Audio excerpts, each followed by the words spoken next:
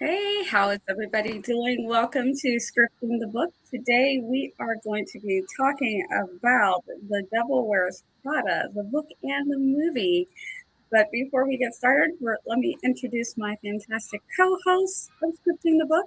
Go ahead and introduce yourself and let people know where they can find you.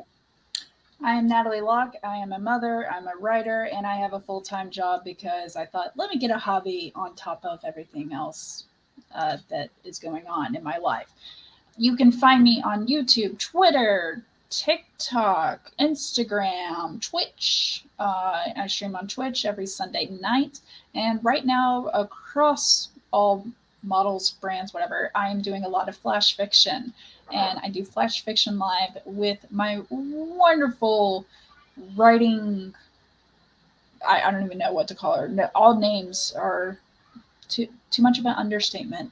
But Chandra author, Flash Fiction Live on her channel or mine. We alternate every Saturday at 8:30 in the morning. Nice, nice. And I am Ben Pick. I have my YouTube channel at Running to Write. That's all one word with the number 2. I come out with writing videos, mostly some random genre stuff thrown in there too, but coming out every Monday night at 7 p.m. Eastern Time. And in addition to that and this, I also do the self-publishing tips and tricks with SC Houston, Shannon, and Morgan Lee, where we interview people about their self-publishing success stories and pitfalls. So Awesome. And I'm Nia the Vixen of Fiction. I do this very fun show. I also do Author Tubers React, and I host with Sarah Cahill and Chandra. We change channels, a writer's wrap up. So we just like to get together, check in on each other, see how everybody's doing. And if you have things that you want to promote, things that you just did or have coming up, we'd love to promote each other. So that is what the writer's wrap up is all about. And I am ready to dive in to The Devil Wears Prada. It is a holiday weekend, so we don't have quite as much time as we normally would. So we're going to jump right in with the book, and then we will talk about the movie, and then we will talk about where they converge and where they diverge. So let's go with the book. Who liked it? Loved it, and who was like, it's a no for me? Let's start with a no for me. Anybody knows on the book? Didn't enjoy it. God, let me get kind of. So you're I thought the book had a really strong start, and then right around the halfway mark, it kind of lost me. Yeah. How about you, Natalie? You want me to go first? Yeah, my son's trying to communicate with me, and I'm learning a new language. Awesome. That's always fun. So I think I started out as I really liked the first 2 chapters. There was some language in the 3rd chapter that I was like a little iffy on, and then most of it I liked getting to know her job. It did slow down a bit where I was like, but I might be because I'd already seen the movie where I was like, okay, come on. So it had peaks then slow, peaks and slow. So it was a like for me. It was more of a like than a neutral for the most part for me on the book. And we'll let Natalie will tell us when she's done. I loved it the first time and now. Right, awesome. But I was the person that watched the movie and then read the book, and then I've seen them multiple times since then. 2 seconds, buddy. Since then, and then I've reread the book and watched the movie again. I had to rent it, but I'm not upset about it. Yeah. And for me, I only saw the movie before. I saw the movie, loved the movie, and then I think when it would come on, I would go ahead and watch it again. So this is for me the first time reading the book. So it's the first time I got to hear her voice written down, be in her head a lot more. So that was very interesting. Like I said, it was mostly a like for me. There were parts where it kind of petered, but it was mostly a like. But I had the really from the movie that had stuck with me for years before my first time reading it this past week. So that's why why I fell where I fell with the liking of it. Yeah, and I completely agree. Go ahead, Ben. Oh, I was going to say I completely agree with you. I'd seen the movie before, and then I rewatched it for this, and I feel that the movie itself is fantastic. And I'll save all my full thoughts for the spoiler details, but I thought that the movie itself was a fantastic and well done piece of film. Yeah, the movie, to me, I saw it first and it made me fall in love with Emily Blunt and Hathaway, and Meryl Streep I already loved, and I just loved her more because Stanley Tucci. Oh my God, yes, as Nigel. Yes. I was like, oh, yes. And I thought, so that was great. But for overall book feedback, loved the book. Like, I thought it was good. There was, hey, Mom. It was a truly respect for the both media, even though I saw the movie first. Mm-hmm. Yeah, most of it, like I said, except for the parts where it kind of slowed down, I enjoyed getting to know the characters. I really liked getting the more of that background story about her backpacking, like doing all of that post college and post grad school stuff that we learned about in the second chapter. That I'm like, oh, I didn't even know this. So I did feel like I got to know her a little bit better from the book. So for me, it felt like more insight into her. And then just little things that I wouldn't have known, like she talked about the smoking and stuff like that. Just like, I'm like, I literally was reading like, I didn't know this. Which actually, I'm kind of glad they dropped the smoking, because if in that job, I don't think you could smoke like ever. Because let's not just the time factor of how her day was so busy, but it would smell, and I bet Miranda would say something easily. Yeah. And you even see that, I think it was the first chapter where she's talking about she keeps dropping cigarette ashes on $2,000 shoes. I'm just like, what? This is not okay. Mm-hmm. Oh, and she gets called out in it later where, who was it? Emily, I think, calls her out for taking too long of a smoke break. Mm-hmm. Yep. I'm like, who has time for this? There were so many things that I learned from the book that I didn't know from watching the movie. Just literally the more insight on the characters. One of the things that I liked was that you could see a little bit better how Miranda would have the information and know what needs to go on, but literally tell her things like 15 minutes before, 5 minutes before, and expect her and give her no details about, it's just, I need skirts, 15 skirts. And it's just like, yes. Or even give her the wrong details. Yeah, like, or not all the details. It was like, hey, there's this restaurant that I want in the post. Okay. She calls everywhere. Yeah. And it's like, well, of course not New York. You know, Washington is a different city, right? And it's like, I told you this. It's like, no, you didn't. And she's like, no, you really didn't tell me this. So it's the deliberateness of which I'm like, okay. And if she couldn't come up with something that you really didn't need, how is it benefiting anyone to tell someone 5 minutes, 15 minutes, get a day before with no details on purpose? How is this a benefit? It's almost like it's a deliberate trying to break you. Yeah. For no reason. I would have.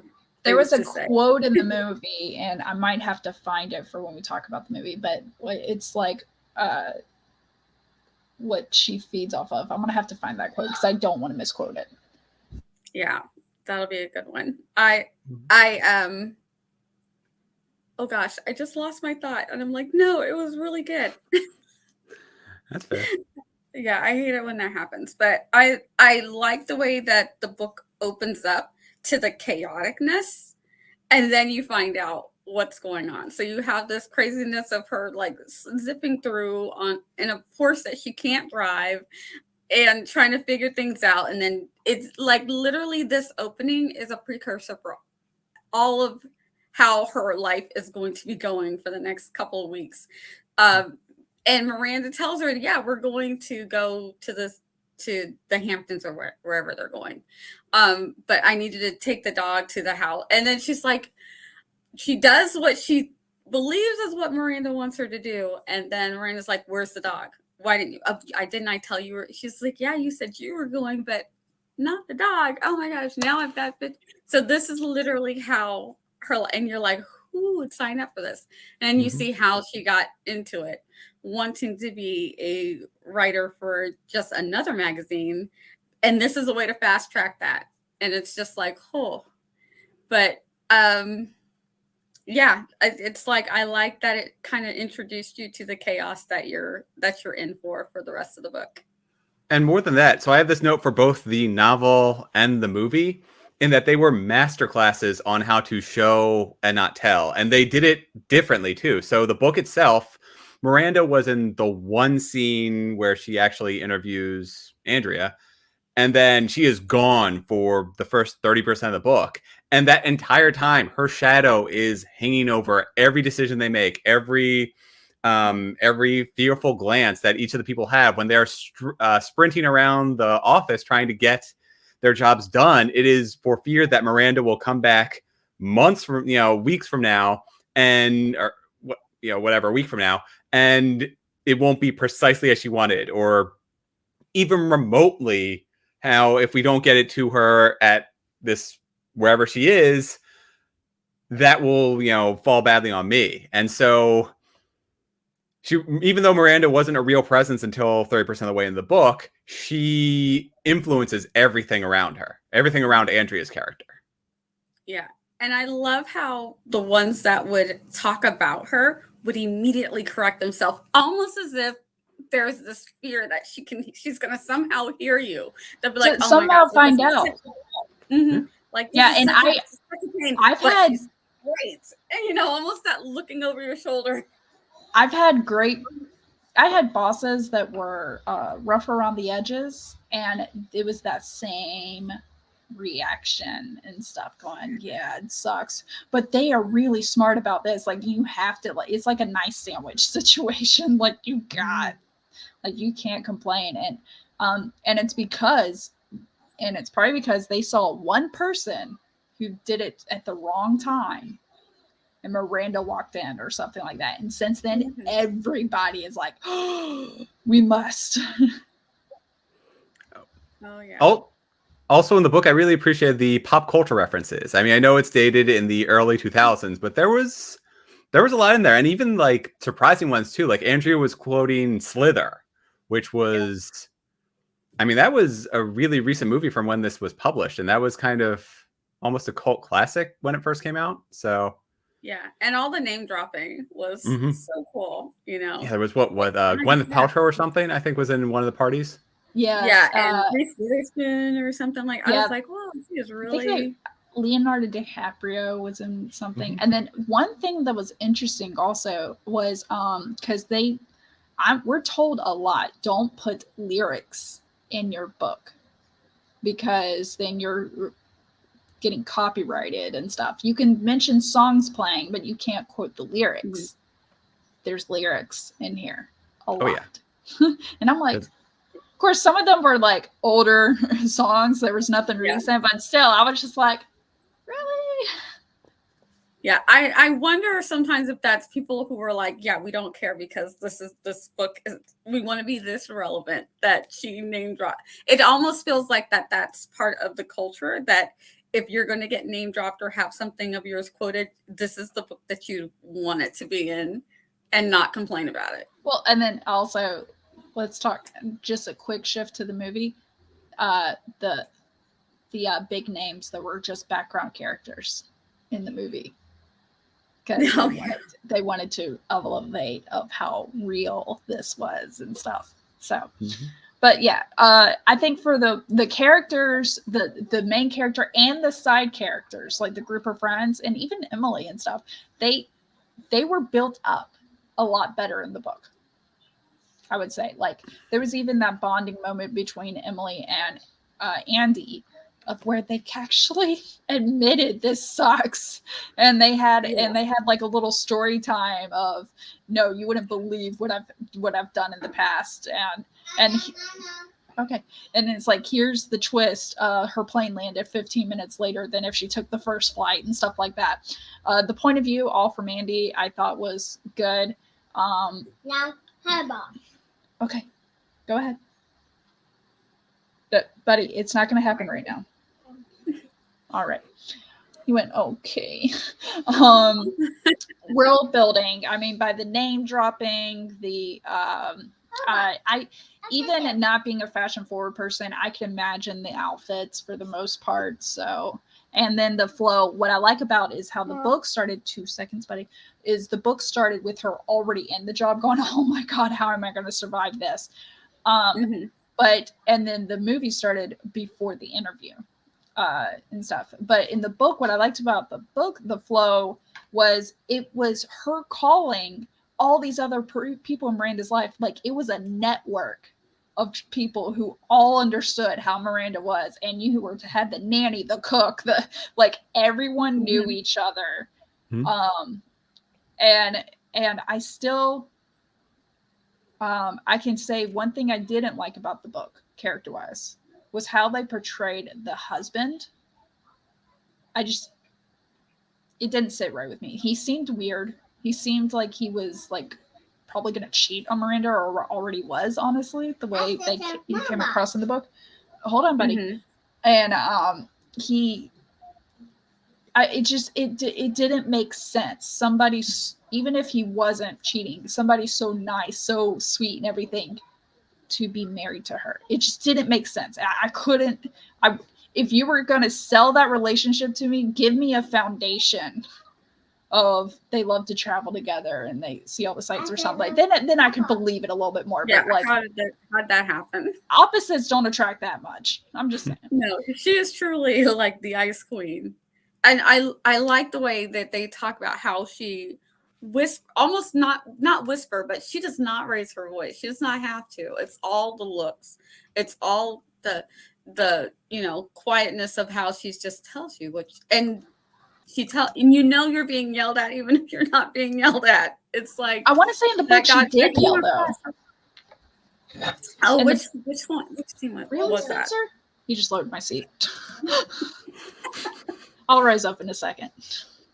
I also got to fix my water bottle because somehow this thing broke. I'm blaming my son. It's my son's fault. I mean, seriously, the pieces came off. Hush, Lilo. I know he's home.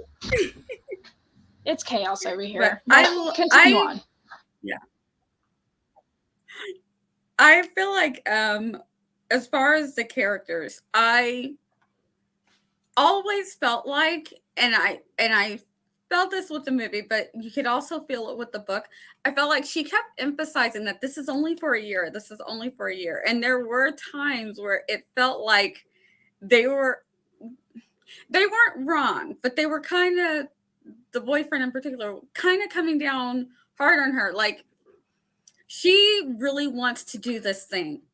If she's supportive of you doing your thing, and I understand that it was that they were seeing that she was changing but it's only temporary. It's not like it was ever something that she was changing her mind to say, I think I want to do this forever. Now, if she'd have gone there, I'd have been like, whoa. No. What makes you think you want to do this forever? But she never it never seemed like she loved it. It seemed like she understood, if I want this, I've got to do whatever it takes. And it's like, once that clicked with her, it's like she was all in. I'm going to do whatever it takes. It's 1 year out of my life. I'm going to do whatever it takes. And it just felt like, even in the book, it just felt like they weren't getting this. They weren't giving her what she needed, even though I understand that they felt like she wasn't there for them. I'm like, this is a temporary thing. That's how I felt about it. It just felt like, talk to her, be like, look, I'm not sure if this is changing you. I understand it's just a year, but I just be aware that this is what we're seeing. And then she can clarify or at least be aware. But if you see how this person is treating her, understand this is incredibly stressful. It's something that she really, really wants. She wants this recommendation so that she can go be a writer for the place that she really wants to work for. It's almost like what are you willing to do? At what cost are you going to try to achieve your dreams? And is it worth it? And I feel like that's the message of this whole book. Yes and no. So I don't want to go into the movie, but I felt differently. I'll say that much. I never felt that she fully committed to the role. She basically was doing her time for the benefit of, a year from now, I'll get the job I want. But when she was there, it never felt like she was pouring herself into the job. She was just doing the tests that were assigned to her. How could she have done something different? Because she was always available. She was neglecting her friends. When we compare this to the movie, I will happily go into that. Okay, thank you. But that's the next section. I completely agree with you. Go ahead, Ben. Oh, I was going to say, I completely agree with you, Natalie, for how supportive the book made everything seem from the professional side, because Emily was more of a sisterly role or a teammate.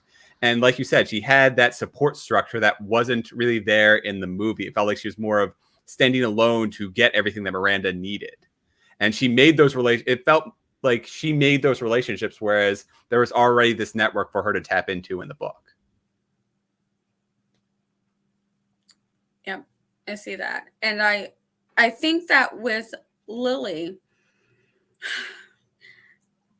when someone is spiraling, there's only so much that you can do anyway. And I get she didn't seem like she was catching on, that this was more than just Lily was still in college, finishing graduate school. Yeah. That she wasn't noticing the difference between, just partying. Letting off steam versus this is her true spiral into, So let's turn that around then. Let's say Andy had been a better friend. What could she have done in that situation? Yeah, that's my point. Because even if he had confronted Lily about it or tried to... I feel like either Lily would have immediately pulled away from Andrea, or she would have just done whatever she wanted anyways. And I feel like Andrea would have lost her friend no matter what, whether she tried to help her or didn't. Bingo. Because when people are in those situations, it's usually, they say it takes a rock bottom moment for them to change, not people coming at them.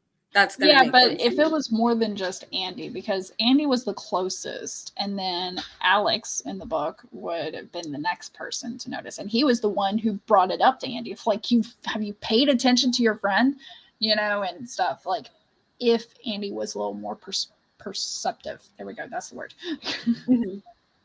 Would that have made a difference? And I guess it's one of those things we don't know, because she was so focused on her thing. Yeah.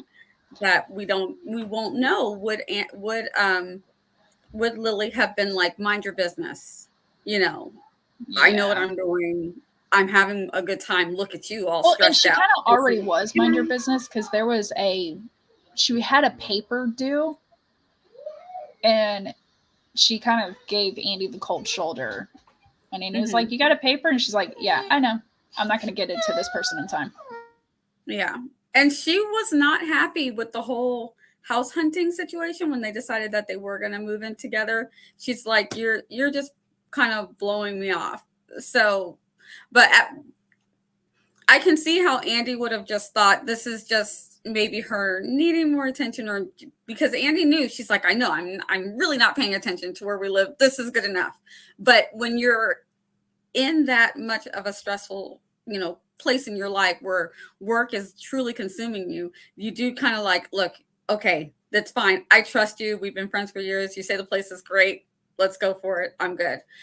So where maybe that was a place where Lily would have that, maybe that would have been an open door where her and Lily could have had some bonding and really talking about what is going on with us.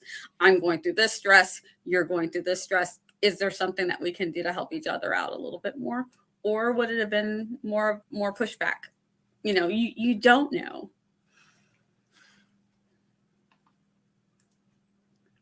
So I'm looking over my notes. Also, just a random note. I have this note of how the times have changed, because this is a direct quote from the book. And for most people, the ringing of a phone was a welcome sign. For me, it triggered fear. And a phone call for me now is more or less just a robot or a scam. So I basically just let go to email or to voicemail or whatever. I'm the complete opposite, where like I don't want to get a phone call coming in. I want to get a text or something along those lines. So this is, for the second book in a row, this is a very dated and kind of a few year segment where we have cell phones, maybe, but it's mostly pagers or the not smartphones. Yeah. Yep. I think sometimes those datings don't work, but I feel like it worked here, because it literally, she's telling you this is the late 90s, early 2000s when, and so it's like, it feels like it's okay to know that this is a specific time, because we know that it's based on real, air quotes, real-ish events of what this person actually went through with an actual magazine. So it almost makes it more. Which I really want. I don't want to work a fiction. I want to tell all at this point. How much has been fictionalized? Please. I need answers. Yes, we need to know. So in the book, Emily gets mono, and that's why the trip to Paris is given to Andy, over Emily. And to me, I feel like Andy at this point is so close to the end that you know, you're, as a person who likes to read and write, you feel like, okay, this is where the rubber is gonna hit the road. Because in the book, it's Emily who goes through the situation with the airplane, and you see the impossible happening, where Miranda's literally asking her, get me a jet out of here. You know, that bonding moment that you were talking about before. And that's not something that a regular person can do, and not even for somebody else. Like, you can't just say, okay, it's the middle of the night, I need a plane, let's go. Here's a person who can fly you in the middle of the night because you want to be somewhere. And I love how they had this laugh about it, about how she got her to leave, I think 15 minutes earlier, had to change the whole thing to get her to leave 15 minutes earlier, but the flight actually arrives 15 minutes later than it would have if she'd have just taken the first flight that she was able to find her in the first place. So I thought that was kind of hilarious. And from there, you know, I don't want to compare it to the movie yet, but so that's a completely separated situation.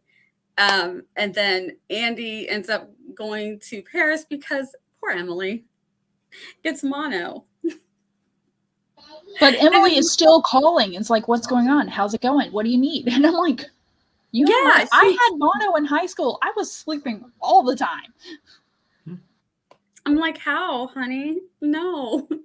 Yeah, like the work, but it did good. It did well to symbolize like working yourself to the bone, and even it's quoted in the movie and the book of like, oh, people don't eat here not because they want to be skinny, because they are so stressed. They're just not eating. They are that stressed and on edge and stuff. Yeah, and in terms of the story flow, like Nia, you mentioned how you knew something bad was going to happen when she goes to Paris. I mean, even before then, every single decision that Andrea, I don't know if I'm going to keep calling her Andrea or Andy, whatever, I'll bounce back and forth. But Andrea, every decision that she makes, it's always work first. And so for the entire flow of the book, you had this, oh, we're going to this lovely thing. It's homecoming back in our hometown. It'll be so much fun. Mm-hmm. And it's coming up in October. I'm like, to be fair, at this point, I had already watched the movie, so I know that that's when the the Paris trip is, so I was kind of cognizant of what was going on. But the entire time, every time he mentioned that, you know, it's in October and I've done all these things to get everything to line up, I'm like, Yep. well, I know what's going to happen. Yep. Because Did then, you? Yeah, I was gonna say, how did you feel about the breakup or the breakup-ish that happens?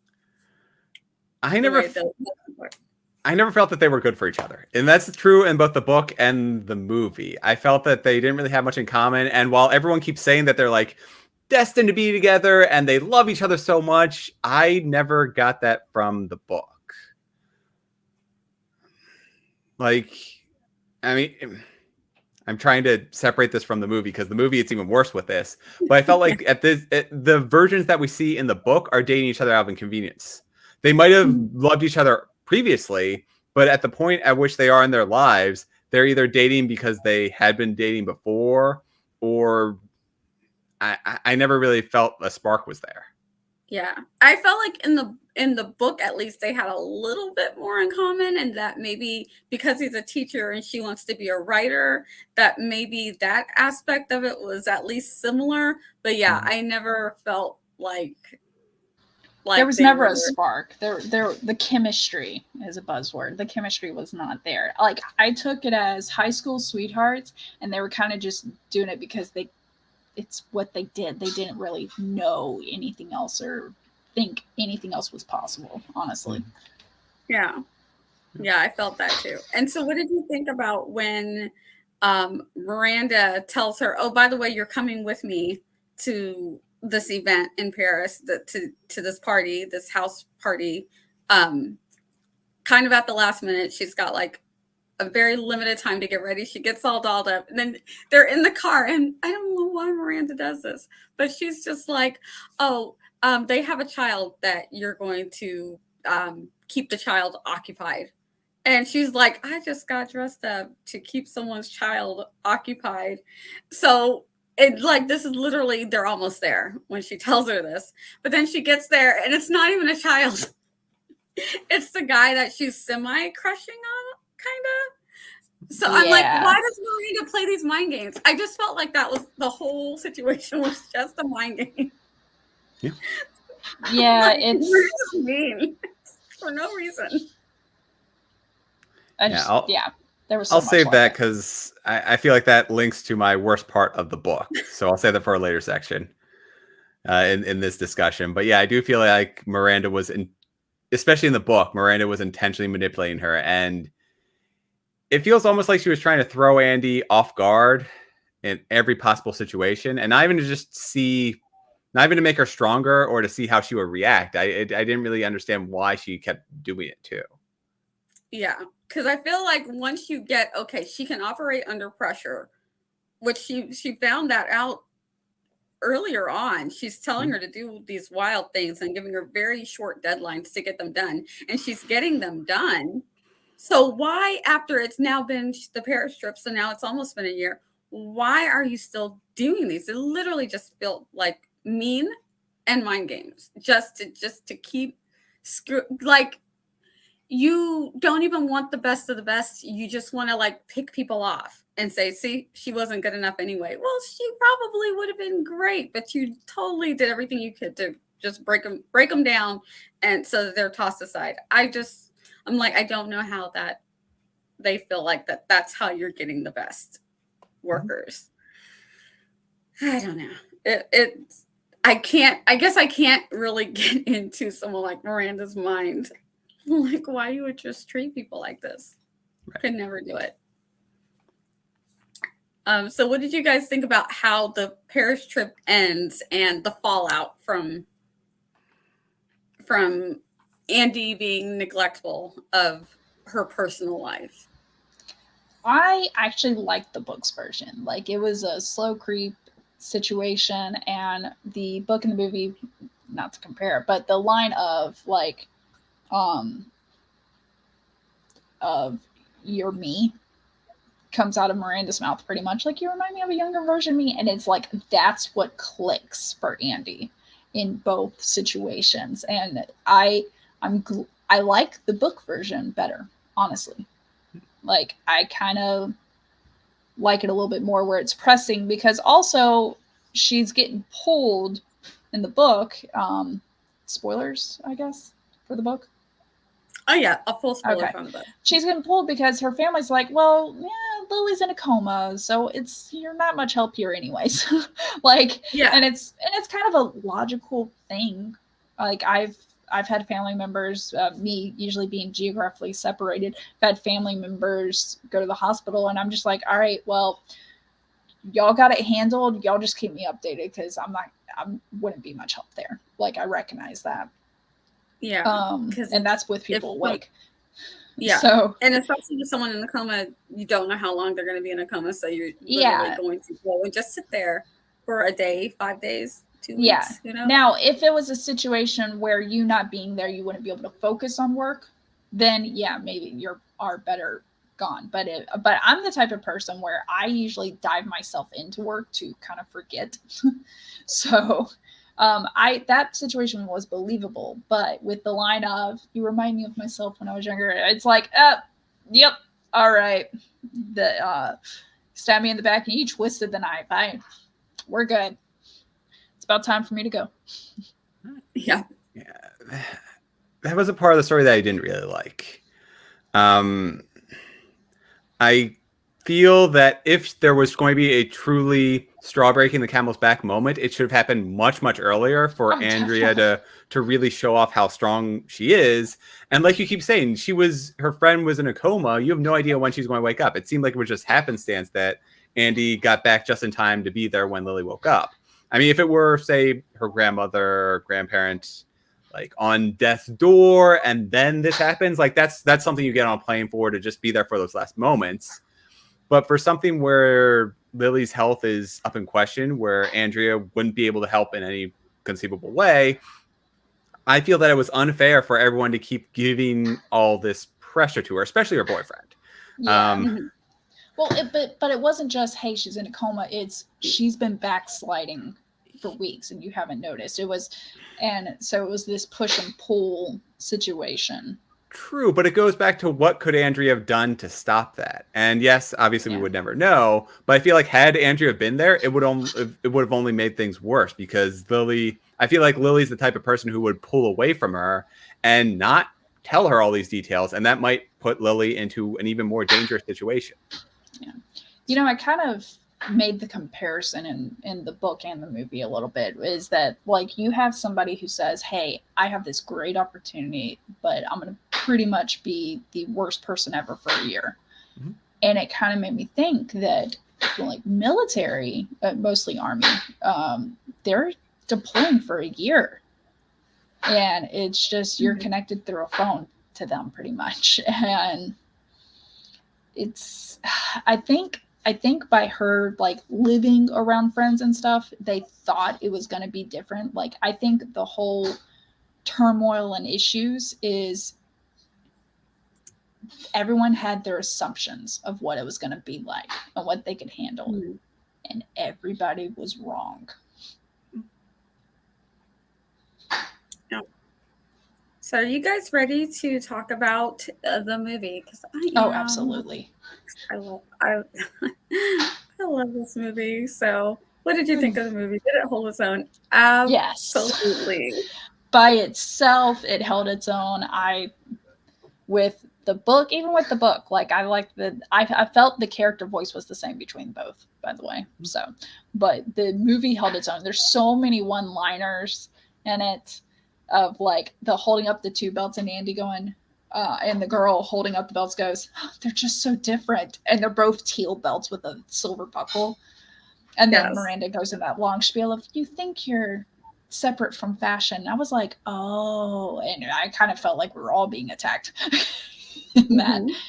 And then there's the like just this Nigel's comments a lot of like Andrea seeing a dress and going, oh, I love that. You think it'll fit me? And he's like, well, a little bit of Crisco and fishing line will be in business. He's brutal and stuff. Yeah. But here's another thing is how does it age the movie as a whole? Because those fatphobic comments really do not age well. Yes. Yeah, they don't. But I feel like even in the fashion industry, where that some of that is still there, that there will be people who now will possibly call that out, because I feel like that's an industry where that still lingers, but Yeah. it's starting to, people are starting to call it out more. Yeah. Not that they care, so because they're still putting the super super thin models and all Mhm. of that stuff on the runway. It's just that now you've got more designers and companies that are more cognizant of it and are Yes. willing to show more body types and all of that stuff. But I feel like it's still there. It's still there. I mean, we see it on Instagram, but there's that pushback. We see the pushback at the same time. And here, there's no pushback because it's just literally It accepted. was early 2000s. I mean, that a size 6, like, yeah, the size 2 is the new size 4. Size 4 is a new size 6. What's size 6? Size 14. It's like, yeah, whoa, simmer yeah. down. So Like, it does not age well, but I think nope. anyone But I who's still think the movie itself, because the focus is I see it as like a zeitgeist of the fashion industry in that time. And that's why it holds its own. If you try to think of it as now, no. Oh, yeah. It would be Yeah. like watching a movie that had CGI, like cutting edge CGI when it first came out, and now you'd be like, God, it's so fake. Like, Absolutely. But if you look at it as that time period, yeah, the Meryl Streep was the best Miranda. Like, there's even the clip of Anne Hathaway and Emily Blunt giving a presentation for best costume in the Oscars the year that Devil Wears Prada came out, and they are standing up, and I'm not sure if anybody's seen it. I'll make sure to post this in the chat, but it's a YouTube video of in the Oscars, and they go, oh, hi Meryl, and they're like, what, she doesn't have her cappuccino. Emily, I thought you were getting a cappuccino. I thought you were getting it. Oh, look at her smiling. She's such a good actress. And at that point, before that point, Meryl Streep was laughing. But then right when they say, look at her, she's such a good actress, smiling like everything's okay, the camera pans to her and she goes, there's just the slightest head tilt with the pursed lips. And I'm like, she's fabulous. Emily Blunt was great. That was actually, I think, one of her like beginning roles. And Anne Hathaway was trying to break away from like Princess Diary stuff and everything. Mm-hmm. So I thought it was great. And even in the audio book, I could hear Anne Hathaway's voice with certain lines, like the mannerisms of the lines. So I thought that was really good. The world building was good. Like, the costume designs is really what sold it a lot. Thought it was great. Yeah, like, the characters were brought to life. Yeah, I love the montages. The opening montage where the first time you see all of the girls, the different girls waving the caps in their stylish outfits, and then later you get a montage of just Andy going through this outfit after she makes the transition that I need to take this seriously. If I want to, if you're gonna do this for a year to get this recommendation, put yourself through this torture, get the freaking recommendation, do what you need to do. So you can see when she makes that change and how she's flipping through the outfits. And it felt like a callback in a way. And it's a way to quickly get through watching how Andy has made this change. And I think it was literally only like 1 week. So that to see how she caught on. And even when, I wanted to say Meryl Streep. Even when Miranda comes back in and notices her for the first time, because Miranda's not always in the office, which is clear in the book that she's not always there. But you don't really notice that she's not always there. But you do hear, because you see that Andy has done this 4 or 5 changes. And then the first time that Miranda notices, she's just like, she notices. And that physical look on her face. Yeah. Which echoes the look that she gave after she tore Andy a new one, laughing about the 2 belts that looked exactly the same. She goes, and Emily, and then walks to her a little bit closer to her, looks her up and down, goes, that's all. and turns away. Yep. And that was a moment of elevator eyes in a I'm judging your outfit way of the subtlety. And then later she does it after Andy's like put work into her outfit and trying to dress appropriately, fit in, I guess.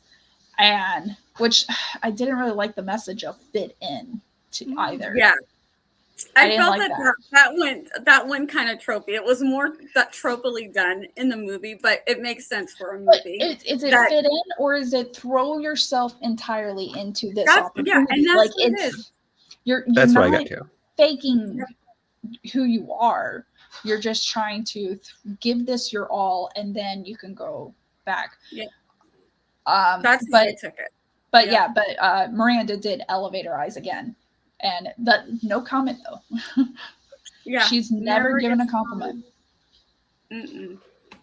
But yeah, Stanley Tucci and sorry, Nia. No, go ahead. Stanley Tucci, let's talk. Oh, I was going to say Stanley Tucci and Meryl Streep were on point in every scene. And one of the things I feel like was such a missed opportunity was to have them acting together in the same scene more in this movie. I mean, it was Andy's story, but there were only like one or two scenes where they were in the same room, where Meryl Streep and Stanley Tucci were in the same room together, and they were like electric in those. There was the boardroom scene where everyone else is failing like, Miranda's expectations, and he's the only one that gets it right and gives her suggestion. They sort of played off each other lovely. Yes, absolutely. And then I could have done with a lot more of them in scenes together. Now, Andy's group of friends, there was no build up there. You didn't need it. It didn't bring them to life at all. And the interactions with the friends, I felt like for example, this is one thing that it was supposed to convey how Andy focuses too much on work. But she's out to dinner with her friends, and she gives her friends gifts from work or whatever. And it's like, hey, look at my job and everything. And then her friends take her phone when it starts to ring. I'm like, that made me mad. No, I'm sure it was supposed to highlight how Andy is like too focused on work. She's off or whatever. But as someone who is, who has a salary and does get phone calls late at night, like I'm 24/7, as someone who is like on call, no. Like, do not like take my phone or something, especially when I just gave you gifts. Like, I just gave you. But you're a responsible adult. These are like 22, 23-year-old kids. Yeah, and they're all focusing on their careers, and they're drunk.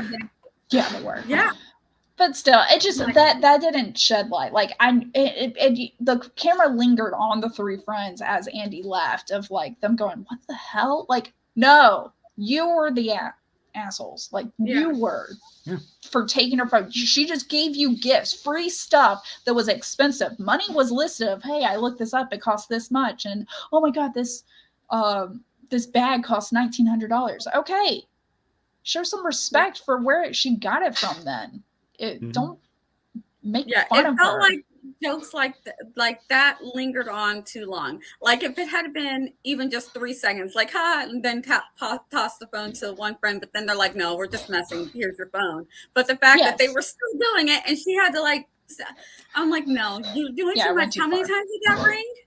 No, it's 3 rings max, game's over. If we're just joking around, at that point it's not funny anymore. And then don't get an attitude with her when she goes and she's upset. Yeah. Clearly, if they passed it to one friend and then she had the same reaction, then it would be bad on her. It'd be like, dude, you're wound up too tight to have that reaction that quick. But because it went back and forth so long, and then she had the blow up reaction, I think it was proportional. Right. Yeah, and I think so. The friends were mean. Yeah. And going back to just some of the extras, this was one of my earlier points about how this was a masterclass in showing, not telling. In the very first scene where you meet Miranda, she's just walking through the halls, and you see these, extras walk in onto the scene, and then just get this scared deer look in their eyes and just run off. Yeah, and even Miranda when doesn't going react in to the that. elevator, like someone's already in the elevator, and they go, "Sorry, Miranda," and then go to another one. Yep. So that's kind of that's what Miranda expects, is I'm walking down the hall, I don't have to look at anybody unless they have something important for me or something that I've explicitly asked them to do. Yeah. So that was a wonderful instance of showing, not telling. Yeah, I loved the book scene where she's like, "You're just gonna take the book, just put it on the desk with the flowers." And I had to wonder if Emily was like messing with her just a little bit. There are 3 desks with flowers on it. I feel like Emily would know this. What Put it on the table with the flowers. I'm putting it on the first table of flowers and I'm out. It had to be on purpose because Emily is so detailed of like knowing exactly how Miranda likes stuff that Emily would have said the closet to the left of the side table, right as you enter, the one with the white flowers, the orange flowers, whatever, and everything. Mm-hmm. But I did like the cinematography of the close up of Andy going, shit, like looking at everywhere and then shit. Like that was perfect. It was perfect. Anne Hathaway's a genius. Yeah. Yes, she's so good. Like I don't know who the real person is who wrote this, who this is based on, but I will always only see Anne Hathaway. She did so good. Like I believed it. I believed it, Anne. I will say I think that was foolish to ever go upstairs. Never listen to twins. They will get you in trouble. Especially when it was obvious, where they were like, Emily does it all the time, and the other one had confused, then she got elbowed and went, oh yeah, all the time. Yeah. No. That was clue number 1. If the twins are elbowing each other talking to agree, don't listen. Mm-hmm. But they did help her the first time, so Andrea's kind of What's desperate. the trick of it though? Right? Yeah. No, it was the door to the left, because there was another scene when Andy gets called to come to Paris. She's bringing the book. She puts it in the same closet. So the closet was right. Mm-hmm. Where the book goes wasn't. So technically in the movie, we never found out where the book's supposed to go. Because the 2 scenes that we had was Andy going upstairs, putting it on the stairs like an offering of, I'm so sorry I witnessed so your awkward marriage. I felt every bit of horrible awkwardness of that. Yes. And then, which, by the way, that was believable. That dynamic, 100%, especially as someone who is kind of a semi-workaholic. But I don't know. I don't trust the twins. They did, but they did keep that trope of the twins being kind of brats in the story and in the story, both story versions. Yeah, I love the Harry Potter book part. And they aged it up too, because it wasn't just getting the book; it was getting the manuscript, which that would have been that is an impossibility. Oh, of course. Yes. That thing was under lock and key. Not even like J.K. Rowling could have gotten a duplicate copy of it. And I thought that was great, because before it was just like, oh, we just needed, it's already like delivered to the warehouse. We just need like 2 copies before it's out for the public. Yeah. They want it early or whatever. Like, which that would be hard in its own. But to get the manuscript, unpublished before it even got any editing or anything like that. But then, then the setup. Hold on, where's my? Do I? Yep, I do. Then the setup where Miranda's sitting at her desk right as Andy throws down the manuscript, and she's like, and what am my daughter supposed to do? Share? And he's like, no, this is just an extra copy. And the other copies, too, are already bounded, so they look less like manuscripts and are with the twins on the train to Grandma. She's like, that was all. Like you can tell she's like, I didn't expect her to pull it off. Like she gave her an impossible. She wanted it to be one of those things where she could tell her how disappointed she was, and it didn't turn out that way. The subtlety of the loved it. Like the difference. I didn't realize pursing your lips could mean like easily done different ways mean different things, and like there was pursing the lips of Meryl Streep. Like I could get the facial features perfectly. It's the same, not to pull another movie, but in Mrs. Doubtfire, when, oh God, what's her name? Sally Fields. Sally Fields' character says the whole time 3 different times, but the tone of voice she has with each time, you can see the different ideas going through her head, because she's like the whole time, those inflections is you can understand where it's like the, oh my god, it was the whole time. Then it was like, I didn't even notice. Then it was like, wait a second. Really? And like, and Yes. and that was Meryl Streep with like pursing of the lips and Mhm. everything. Like When she's disappointed in the designs and she does that's one of them. When she's impressed and shocked but can't say anything, that's enough. Like she has them down, and you're just like you can see it. She's not going to give an inch, but you can see it in the lips. So yeah, she was perfect for this. She was. Contrast and compare now. Yes, I'm ready, because the first one I want to talk about is the change from Emily not being able to get the flight late at night and then them having that bonding moment to where it's Andrea who has to get the flight in a hurricane. Like, I love how they amped it up to really impossible. Like, it was so funny. The lightning in the back. And in the book, like, she calls up the air traffic control person or whomever, and like, if you call again, we will call the FBI, because the only people who would make this request are drug runners. Yeah. Nobody else would ask us to do this. You're not going to get a flight. Like, Miranda's on the phone, and it's like, it's just a little bit of rain.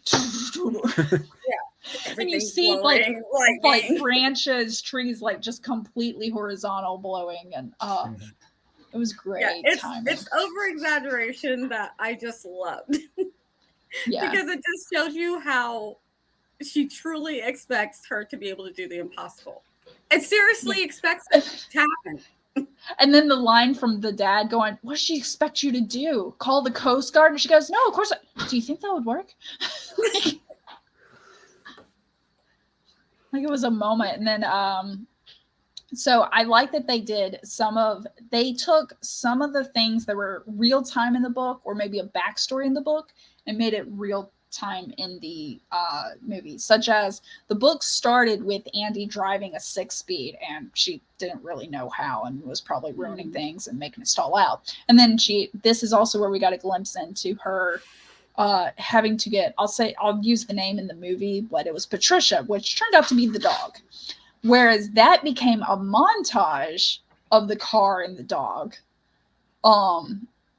in the movie. But in the book, it was kind of like the beginning where you understand where she is, and then you learn how did she get there. The movie was a montage. The backstory of Emily sharing of, oh, you think this is bad? Try this. And then, oh my God, in the book, the bonding moment, and this is where you got... I liked Emily's and Andy's bonding moment in the book, because there was a point where it was Nigel or James, which technically those two characters combined to be Nigel in the movie. But Nigel came in, was saying, like getting onto them about something, going, oh, that's all you got to deal with? Oh God, hold on, I gotta go. But yeah, that was my favorite scene in the movie, and I'm sorry that I'm going to say this now because Natalie just walked off, but that was my answer to her question of what could Andy have done differently. And there's Miranda calls Andy out for failing in a simple task, and so she grinds into, it's Anne Hathaway judging the belts, and then Miranda and Meryl Streep grinds into Andy so that she basically runs out and cries to Nigel, and Nigel reprimands her and is like, you haven't been trying in this job. Yes. You act like an outsider. You act like you're better than all of us, and you act like this is just a job. And for me, that was the turning point of when Andy really tried in the job. That didn't happen in the book, and I wish that it had, because that would have made the book and all of her decisions and her reason for staying so long crystallized much better for me. Because without that moment, it felt like she was going through the motions in the book, and she never really made the decisions that she needed to, that she did in the movie. Yeah, in the book, it did feel like more like she's just, okay, I just got to keep going, just got to keep doing this. But in the movie, you really see, okay, I'm going to take this serious. It's 1 year. I'm going to buckle down. This is my moment. And it is when Nigel really is like, and I think that Nigel and one other character, they remind her, like, hundreds of girls would kill for this job, that you're just you're literally only using us for a year to move on to your next thing. I don't know if that's And true, though. I feel like that's just a phrase that everyone says. I don't know yeah, how factual. I don't know, but because you see Emily and all of the other characters really bending over backwards. I feel like being as hard as being Miranda's assistant is, that there are still hundreds of girls who would do anything to break into the industry. Sure. So to that level, and I wouldn't want to work for Miranda, but I also don't want. I'm not into that as far as I want to be a writer, but I'm not in that spectrum or that realm in any way, shape, or form. I But wouldn't have lasted a week without telling off Miranda. yeah, I wouldn't either. I would be like, you gave me no details when you know what's going on and you expect me to do this in 5 minutes. What's wrong with you? I would literally be like, what is wrong with you? I wouldn't have lasted either. And I like doing tasks. So it's not that. It's some of these things were quite literally impossible. Like, what do you expect me to do? And if I can't drive something, I'm not putting my life at risk. What if I'm driving your Porsche and I get hit by a bus because I don't know how to drive it? What are you going to do for me? Nothing. I'm just like, it's not worth my life. I'm like, I'm sorry. No, not happening. There are so many times when I would have been just like, that's enough. No, absolutely not.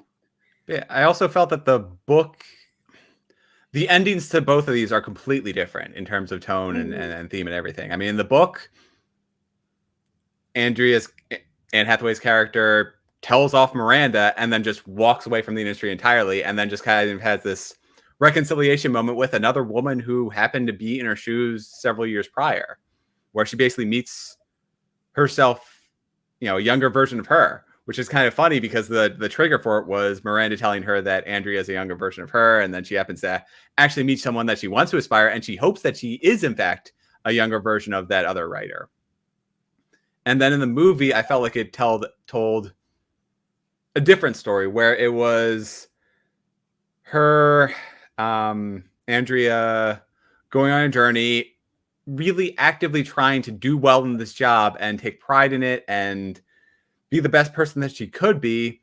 And then I feel like Miranda said, "You're a younger version of me," because she saw the change that was making in Andrea. And so she didn't want this life for somebody who she was starting to respect.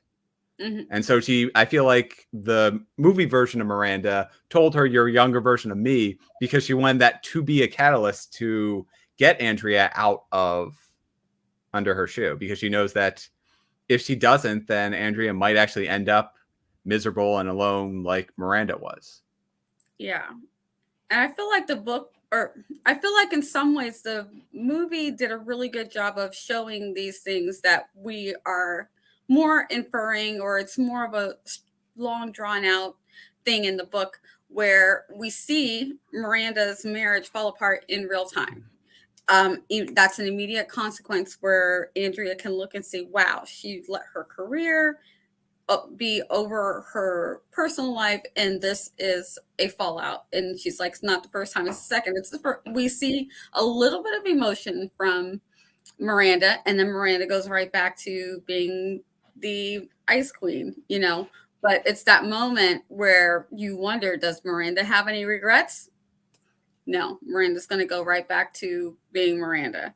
And this is all happening on the Paris trip. And I feel like that change for Andy, because it's mentioned in the book or in the movie, because of how she gets the trip to Paris, where she is really stepping up. And so you can see she's doing the impossible. And, you feel like that the fact that she's able to do some of these things is what starts elevating her over Emily. And you can start seeing the movie's doing a good job of showing how Andrea is now becoming the Emily, and Emily is going back to being the original Emily. When she tosses the coat and the purse on Emily's desk over Andrea's, that's a demotion.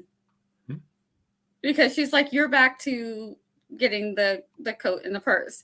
And And wasn't it the banquet where Emily's sick? So Emily, it's a little bit different. So Emily's not getting the mono whole thing, but she gets sick before the banquet. She's not on top of her game.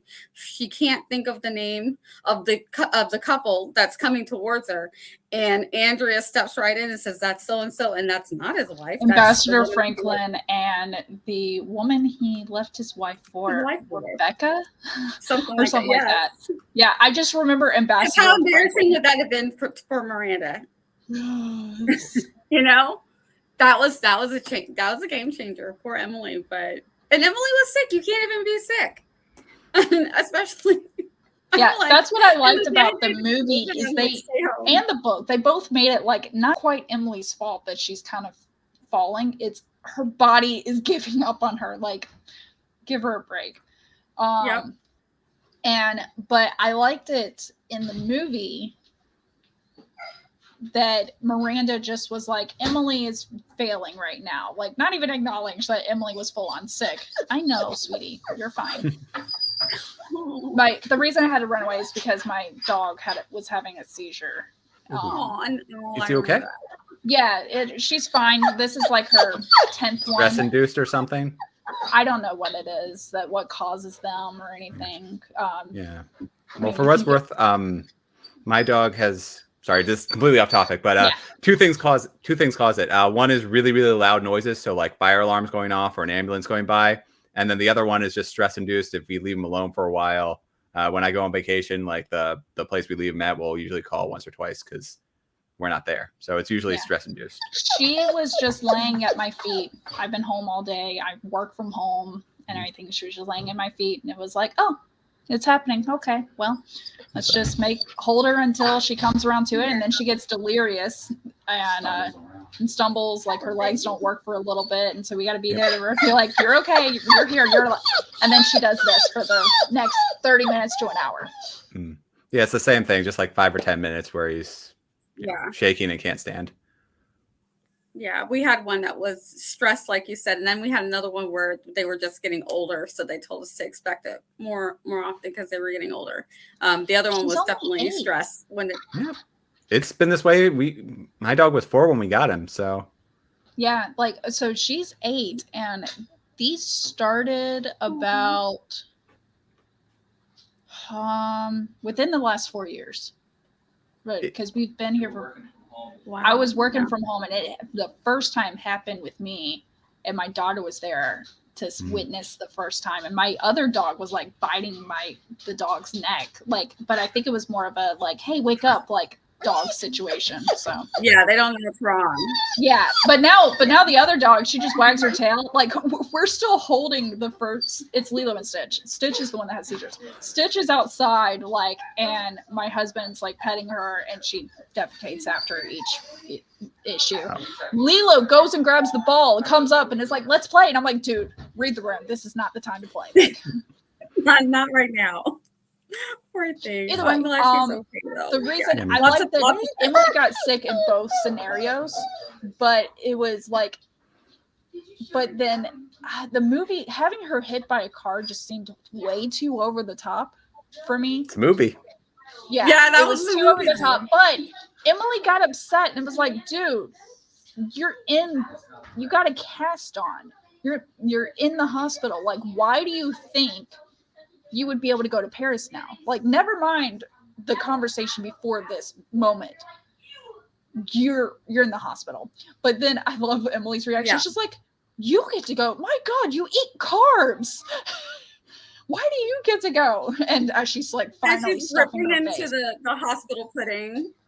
Yeah, the poor thing she had just talked about before the banquet, how she hadn't been eating. I'm like, oh my God, no. And when I get just a tiny bit hungry, I have a single block of cheese.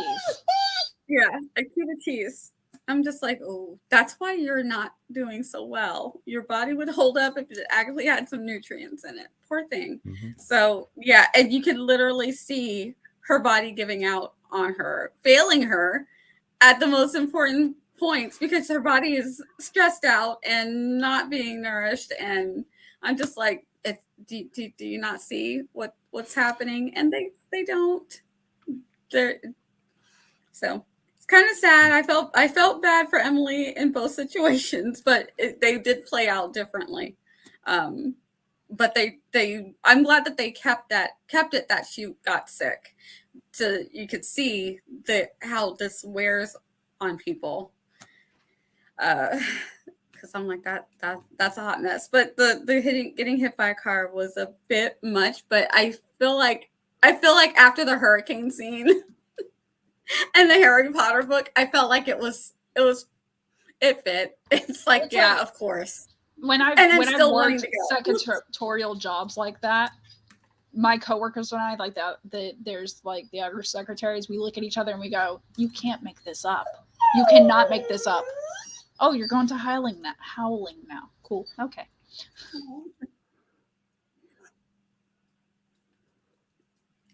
So you guys want to go into what was your favorite of the changes and least favorite? So let's go. We'll go worst change. For me, I don't know if it was a worst change, but I felt like the fact that her friends seemed more to have their lives together. So it made it seem like she's the only one who's on the struggle bus of trying to get her career started, when they all, and I think they emphasized this more in the book, that everybody was struggling. Everybody hated their job. You know, she was talking about all of the kids after grad school, how they were talking about how horrible their jobs were. And then, of course, Lily's whole life is falling apart. And, you know, I think the boyfriend who was Alex in the book, Nate in the movie, you know, he was a teacher in the book. So things were, you know, and even he talked about how hard these kids were. He's like, these kids got it rough. You know, they're like very hardened children, you know, but in the movie, he's a cook and just everything seems to be going everybody's way. It's like and he's a cook too. Like he should be the most understanding of weird schedules and timelines. Yes. Yeah. Like they were all like content and happy with their like aspirations and goals. Like they were fine with where they were at. Like it's like they met their dream. They had fulfillment already. Yeah. Whereas like Andy was the only one not fulfilled at 23. Yeah. Yeah. Lily's got all of her photographs are being on display in a big show that important people are going to, because Andy is seeing people in her industry there. So I'm just like, they're really emphasizing that everyone's got it together, except for Andy, who's struggling. Oh, he's so sweet. She's fine. Oh. Hi, sweetie. Yes, we are all concerned. She's yeah. So the thing that bugs me, and maybe it's just because I've always lived away from family, like from 21 onward or 23 onward. But like they're like, we haven't seen you in a few months, and I was like, are you kidding me? I see my family, like my parents and my siblings, like once a year, maybe.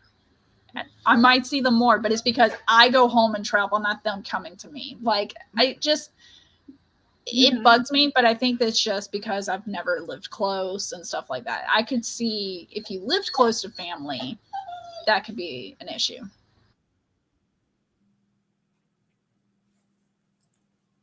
And how about you, Ben? What was the change that you didn't like the most?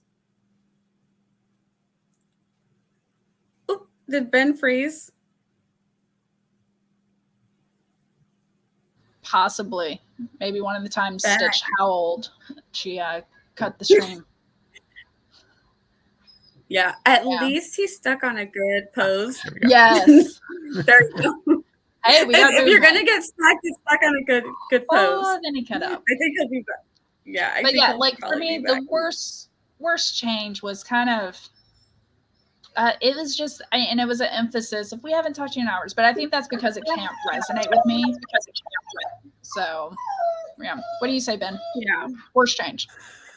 Honestly, I think that everything from the book improved in the movie, so I don't really have a worst change in that regard. I was actually just thinking about this. Like everything that I think that was bad, they fixed in the movie. So I have a lot of best changes. Right, because you weren't a fan of Lily's spiral, right? Anyway, so you didn't mind that the spiral. I've had a few and I don't mind friends. that the spiral wasn't there. Good. Yeah. I was going to say I've had a few friends like that, and honestly, having people try and reach out to help them only makes the situation worse. So either you give them all the attention that they need, and then they just continue to go on those destructive habits, or you confront them about it, and then they pull away. So no matter what, it really is a lose-lose situation, and people want to go on self-destructive habits. They're going to go on self-destructive habits. You just kind of have to hope that they age out of it after they get through their mid-20s, lower to mid-20s. Or hopefully they don't cause enough damage that they have really strong regrets or something. Yeah, and that was the thing too, is that I felt like Lily got off too easily. And like she was drunk driving, she caused a car crash, and yes, she's on probation. Yes, she's got this community service, but even the coma was over in a matter of days. I feel like she never really got that. I feel like for that to be her impact on her, like because there was fighting to stay in school, right? There was.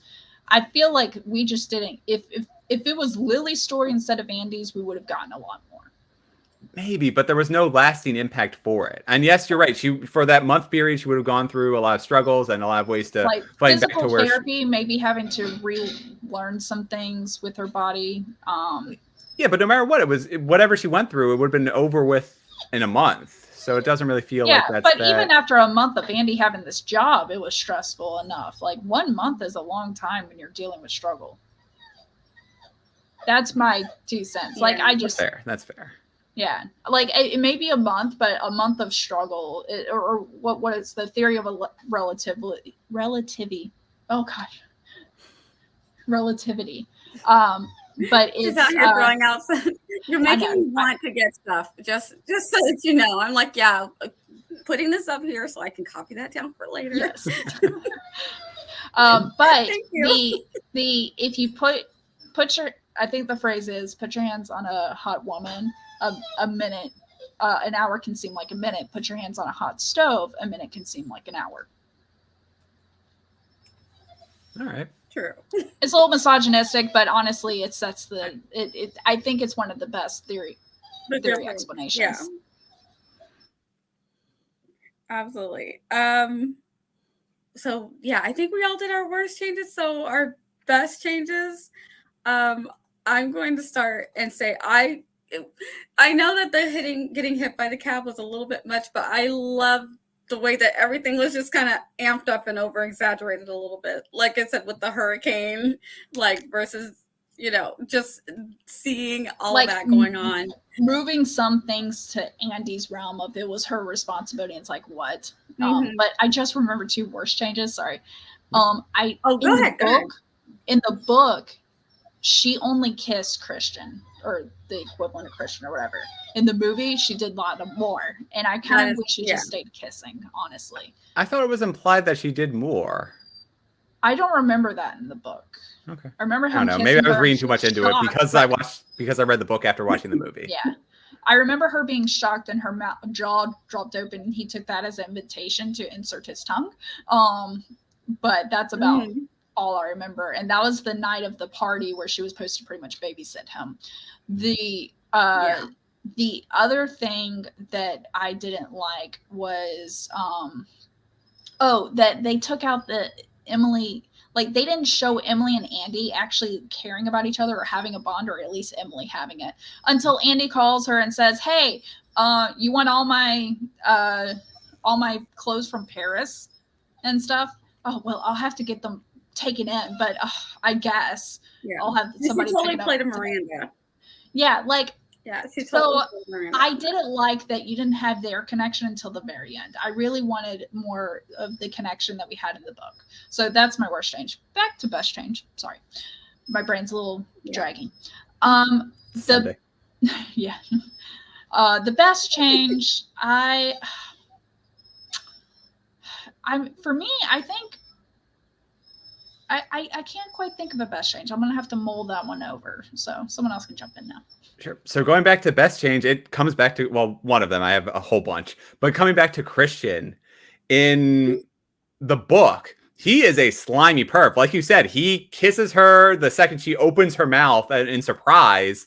He set it up so that she would be babysitting him at his parents' house for the party. Like, he does so much more active things. And yes, in the movie, he says, "Oh, I got you the Harry Potter book. You owe me." And that's, implied and whatever. But in the book, he was an outright slimy perv. I cannot get over how much I disliked him from the book.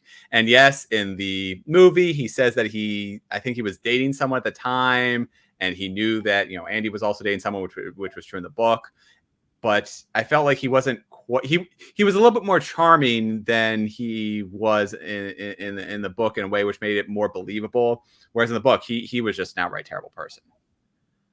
And then I already mentioned my best change about the Stanley Tucci scene, because that scene was fantastic. That I don't want to say that made the whole movie for me, but that was like one of my favorite scenes in there, of Anne Hathaway, Andrea going in and crying to him and expecting, like, hey, we're all banding together. We all know Miranda's a horrible person. And Stanley Tucci says, yes, she is a horrible person. What do you expect? Like, you haven't been putting up your end of the bargain.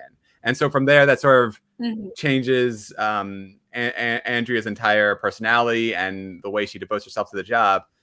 And then for best change, one of the other ones is, in the book, I feel like Andrea never really understood Miranda, or understood her patterns, or understood her wants and needs. She was just kind of doing the tasks as they were assigned to her. Whereas in the movie, she kind of goes out of her way to anticipate what Miranda wants and how she wants it, how she thinks. And so that kind of really showed her. Such as the trip. She's dropping Miranda off at a car, and Miranda's like, I'm going to need another car. It's already sent over via messenger. And and she lists something out, and it's like, oh, that's on whatever, like already there for her. And so it really shows Andrea pouring herself into the tasks that she's doing, instead of just kind of doing them to do them. Yeah. Nia, how about your best changes? I liked, other than the change, just the over exaggeration of Miranda, the things that Miranda wanted, the impossibles. I don't know why. I just love that so much.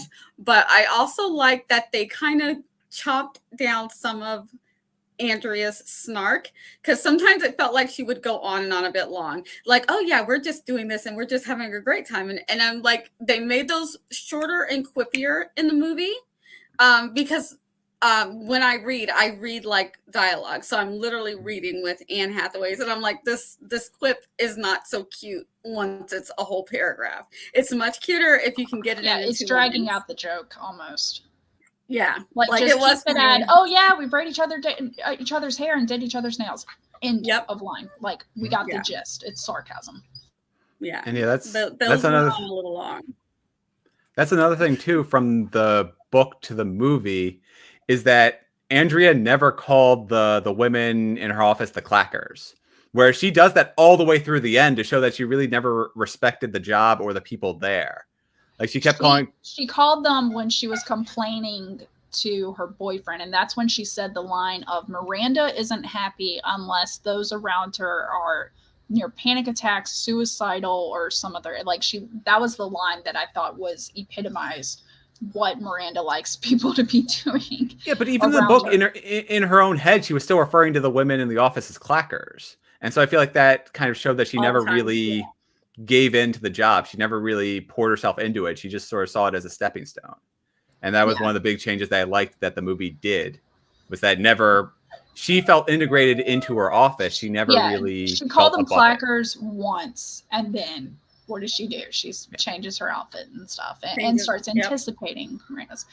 My favorite change, I would say, is in the book.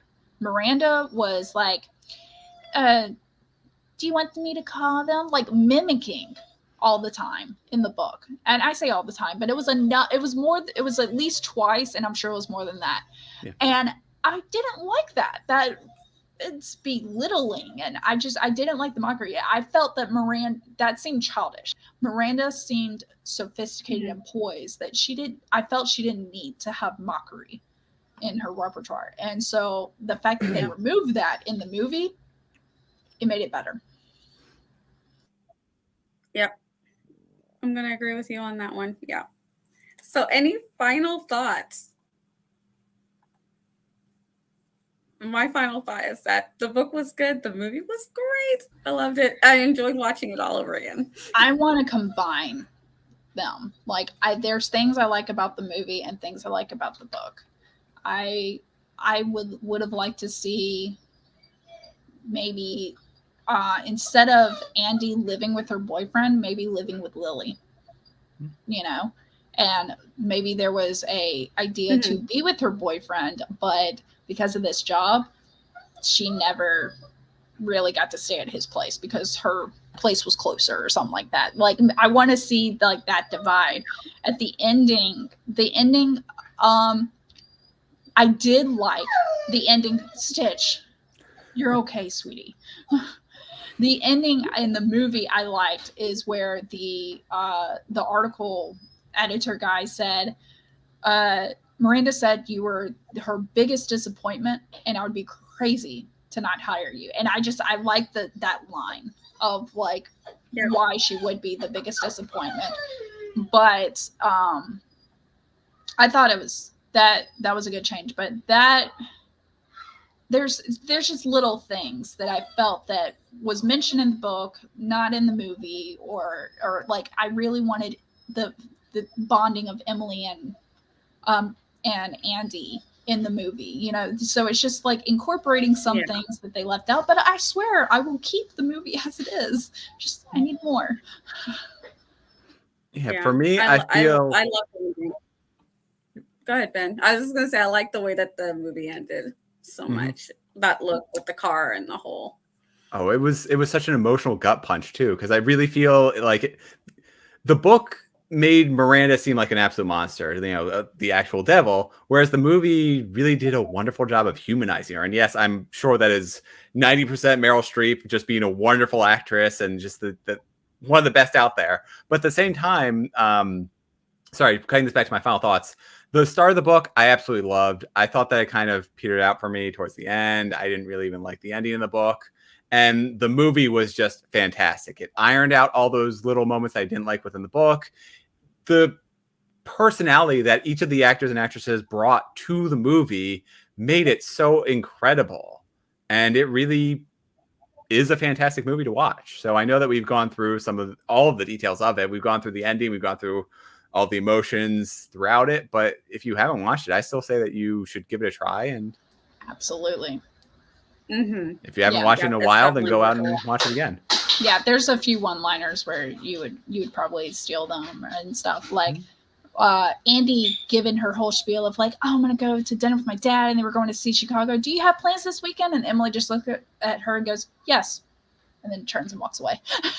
Like, so it's great one-liners. Nigel has great one-liners, and I think it's definitely worth it. I feel like there was something else I wanted to mention about it, but I forget it now. It's okay.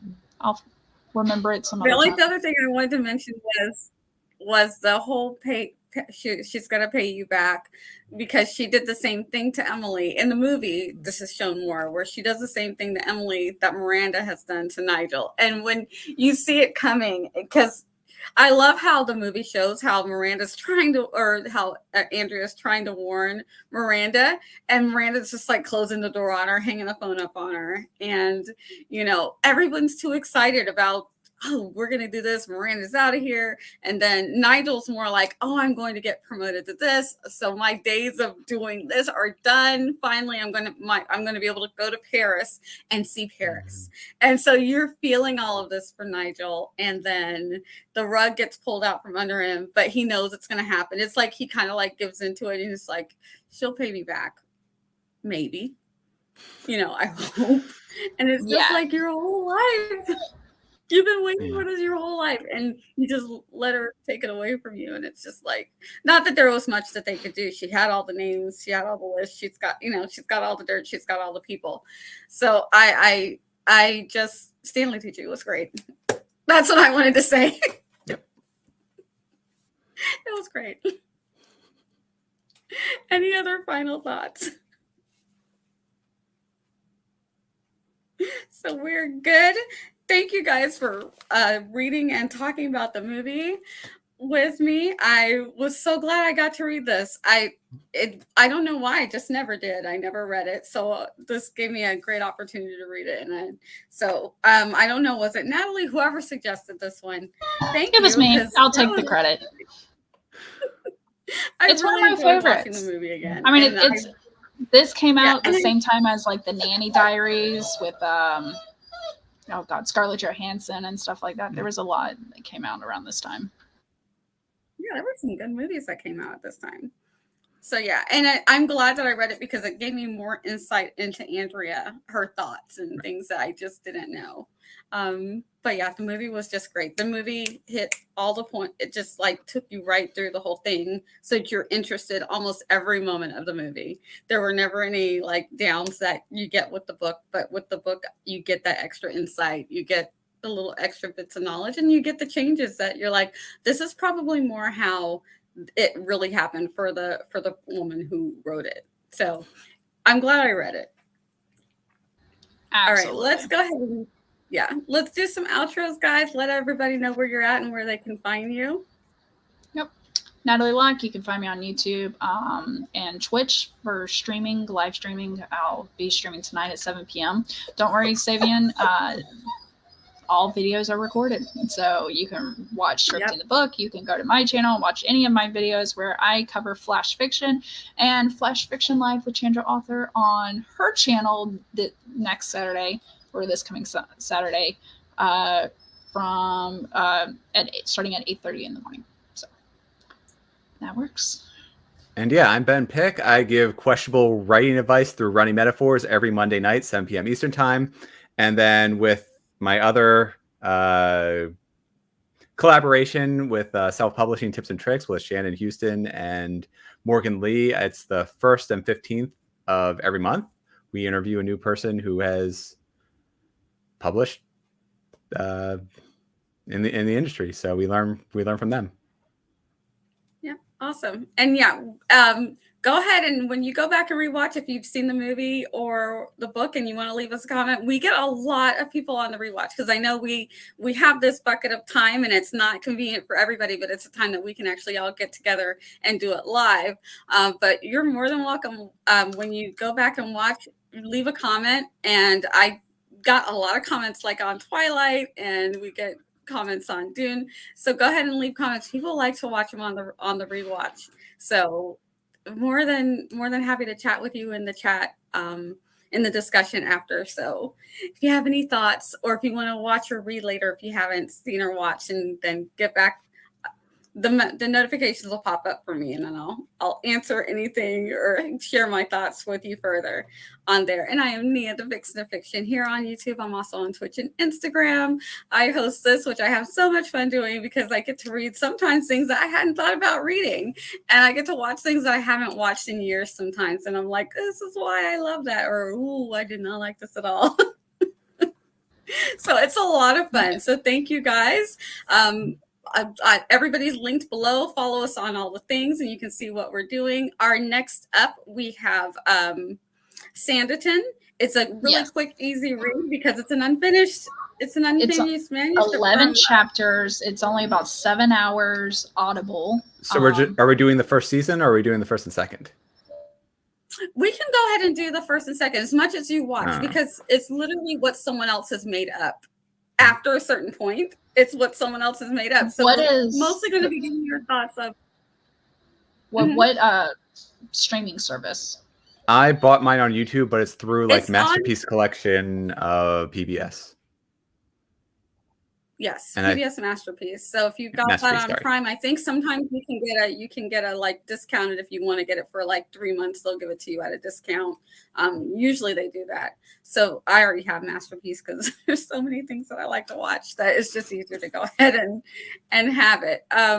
So it's on Masterpiece, but it's literally what someone else has made up, and there have been others. So if you've read somebody else's version of Sanditon, you can have thoughts on it. I've read one and it was okay, and then I have my own, which I'm not going to tell you guys about, but because it's unfinished, and I remember as a young person, I was just like, how would I wonder what she would have done with this character and that character. So I feel like we You need to know. get into that in June, June 12th. That's like a backseat author situation. June 12th. Yep, June 12th. Yeah. And then July, do we want to go ahead and tease? We don't have dates yet, but We don't have dates. What did we pick for July? I know Did one we- of the things that we're gonna do. yeah, Go ahead, Natalie, Clueless because I know you. / Emma, because I'm such a fan of Clueless. Mhm. Okay, but then there's also the version Yes. where Gwyneth Paltrow played Emma. So just as we did with Dune, where there was an older version and then the newer version of the movie along with the book, we kind of do the same thing with Emma, where there's an older version, a little more true to the book, but then a updated newer version. Yes. Then So I don't we'll think talk we about picked after that. whatever but- everybody watches. Yeah. So we might do 2 in July. We will let you know. It's summertime, so we're gonna scale back a little bit until fall. But we will keep you posted if you're following me on Instagram. I will give you the dates as soon as we have them. Thank you guys so much. If you're watching on the replay, hey, welcome. Leave us a comment down below. Thank you. And this was a lot of fun. Mhm. Let me find my banners. And we'll say bye.